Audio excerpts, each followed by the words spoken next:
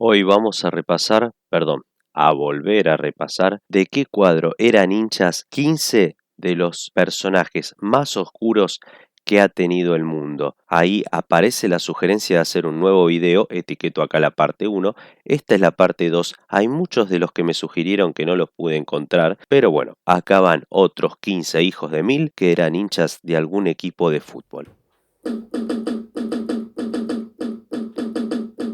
Y arrancamos con Josip Broz Tito, el dictador de la República de Yugoslavia. Bueno, en la década del 90, cuando se empezó a disolver el país, los cuatro grandes equipos empezaron a decaer.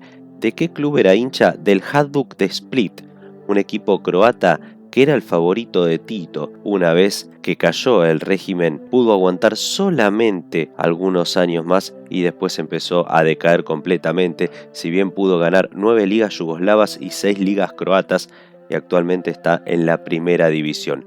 El 4 de mayo de 1980, la megafonía interrumpió el partido del Hajduk Split contra la Estrella Roja de Belgrado para anunciar la muerte del mariscal Tito.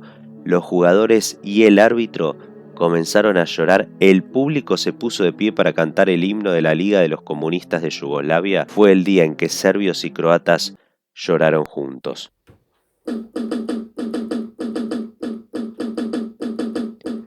El dictador Roberto Viola, que fue el segundo presidente de facto en el régimen en 1981 en Argentina, también terminó siendo nombrado socio honorario. Viola fue condenado por crímenes cometidos durante la dictadura en el juicio de las juntas y después indultado por Menem en 1990. Recibió el carnet de socio vitalicio por parte de Colón de Santa Fe en junio de 1981.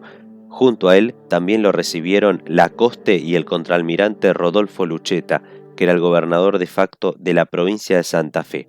Los Sabaleros en ese momento estaban en zona de descenso de la tabla y habían homenajeado a los represores con la intención de que eliminaran los descensos, pero bueno, finalmente Colón terminó yéndose a la B.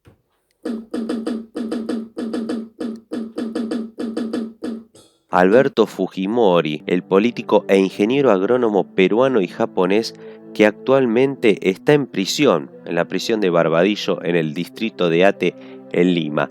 Fue condenado por diversos delitos, entre ellos los de crímenes contra la humanidad, corrupción y usurpación de funciones. Fue elegido democráticamente en 1990, pero después se hizo una especie de autogolpe de Estado en 1992 porque tomó ilegalmente todas las instituciones públicas. ¿De qué cuadro era hincha? De Alianza Lima. En el año 1990, en el momento en que Fujimori y Mario Vargas Llosa habían llegado a la segunda vuelta en las elecciones, tuvieron la idea de ir a ver el clásico peruano Universitario Alianza en el Estadio Nacional. El escritor era hincha de la U, decidió ver el encuentro en la platea, mientras que el ingeniero y aliancista terminó eligiendo la popular. Finalmente empataron 1-1.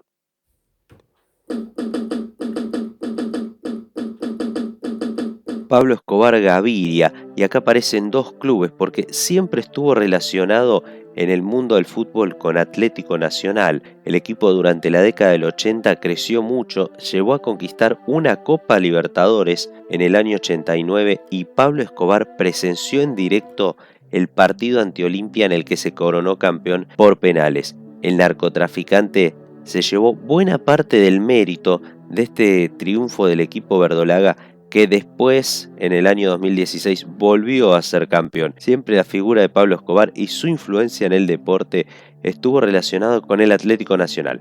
Pero Juan Pablo Escobar, el hijo del narcotraficante colombiano, se mostró muy enojado después de ver la serie Narcos en Netflix, donde dijo que una de las inexactitudes sobre su padre era hacer creer al público que era aficionado de Atlético Nacional cuando en realidad apoyaba al Deportivo Independiente. Bueno, sí lo dice el hijo. Guillermo Rodríguez Lara, militar y gobernante ecuatoriano que fue nombrado jefe de la Junta Militar en el golpe de Estado del 15 de febrero de 1972 y además protagonizó la dictadura más larga en la historia de Ecuador. entre 1972 y 1976. ¿De qué equipo era hincha? De El Nacional. En realidad no era muy sorprendente porque era el equipo de las Fuerzas Armadas y él era militar. Él se consideraba un dictador nacionalista. Hace algunos años, algunas ex glorias del Nacional tuvieron que salir a aclarar que en su momento los títulos que habían ganado habían sido legítimos y los habían ganado en buena fe. ¿Por qué? Porque el presidente Rafael Correa, fanático del Emelec, había dicho que el Nacional había ganado sus títulos, o sea, un vitricampeonato, gracias al apoyo de la dictadura. No, este es más insólito de todos. Ronnie Brunswick. ¿Quién es este hombre? Un narco buscado por Interpol, vicepresidente de Surinam, el país sudamericano, y que además es dueño de un equipo de fútbol. En el año 1999, un tribunal holandés lo había condenado por narcotráfico a 8 años de prisión. Este vicepresidente de Surinam, de 60 años, no solamente es hincha, sino que además es dueño del club Inter Muengo Tapoe. Y no solamente eso, sino que además quiso jugar un partido, y un partido oficial por la Copa de la CONCACAF. Y no solamente eso, también quiso ser capitán, así que se alineó en su propio equipo a los 60 años como capitán en un duelo oficial de CONCACAF frente al Olimpia de Honduras, que los terminó goleando 6-0.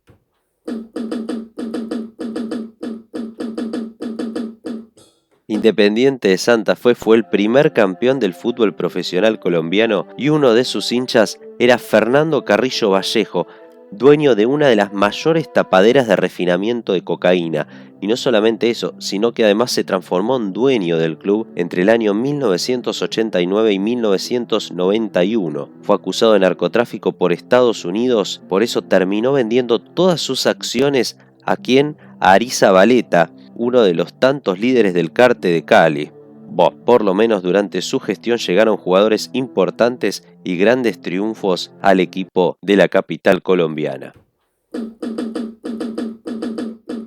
Carmine Giuliano y en realidad toda la mafia de los Giulianos, líderes de la camorra, la mafia napolitana, obviamente eran hinchas del Napoli. De hecho, se dijo que la mafia había puesto plata para que Diego Maradona pudiera pasar del Barcelona al Napoli. Más de 10 millones de dólares que se supone que puso Carmino para lograr el pase, esta familia que finalmente terminó decayendo.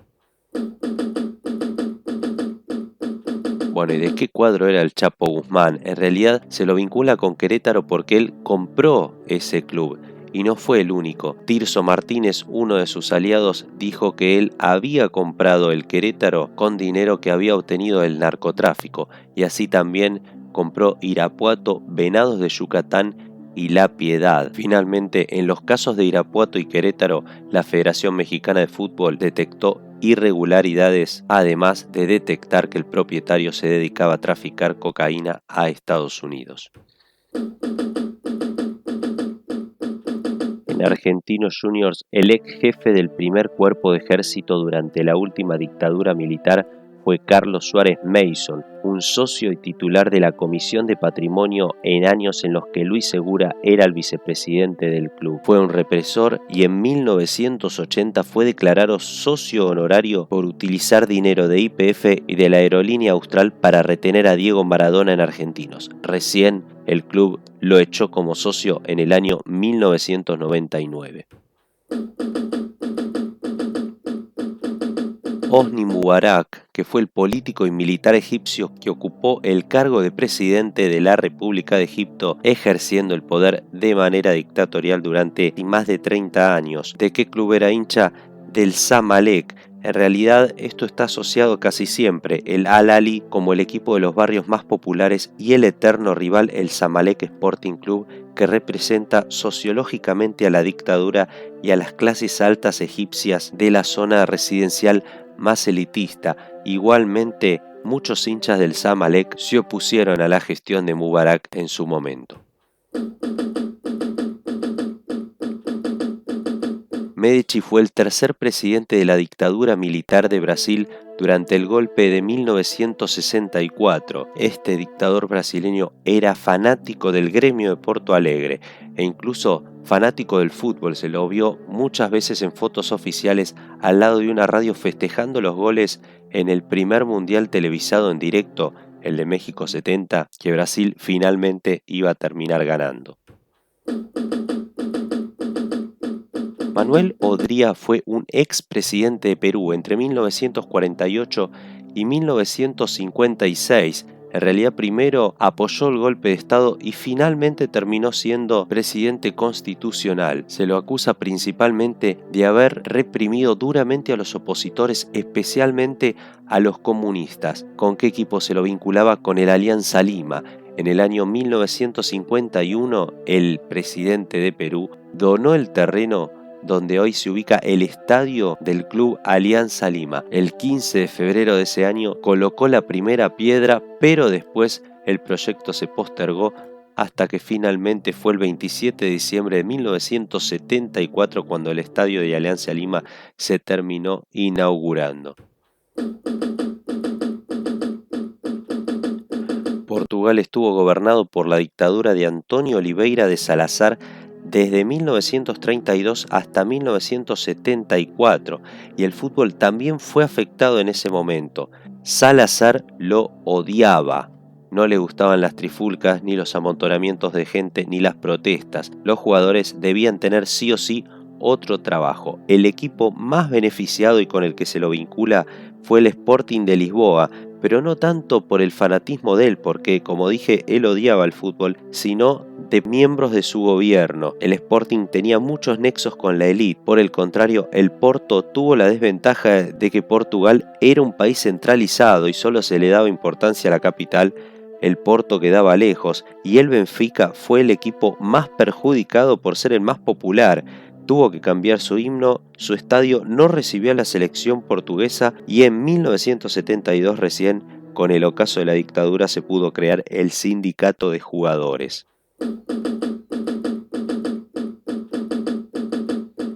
Terminamos con José Eduardo dos Santos, el político angoleño que ocupó el cargo de presidente de Angola entre 1979 y 2017. También fue comandante en jefe de las Fuerzas Armadas de Angola y presidente del partido que gobierna el país desde su independencia en 1975. Una vez que dejó el cargo, se retiró a Madrid, en donde está el club de sus amores, el Real Madrid, así que le va a quedar cerca si quiere ir a alentarlo. Bueno, ahí pasaban otros 15 amantes del poder que también simpatizaban un poco con el fútbol. Nos vemos la próxima semana.